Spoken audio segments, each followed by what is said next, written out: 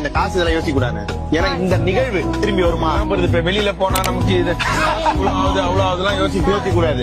ஏன் அப்படின்னா இப்ப இந்த மொமெண்ட் இந்த 10 பேர் ஒன்னா இருக்கும், நாளைக்கு மொமெண்ட் கிடைக்குமா? கிடைக்காது. உட்காந்து டீ குடிக்கிற இயற்கை கிடைக்குமா? இந்த கடல் காத்து கிடைக்குமா? இந்த மக்களோட பேச்சு கிடைக்குமா? நாளைக்கே நம்ம நினைச்சாலும் இந்த மாதிரி அழைப்பா வர முடியுமா?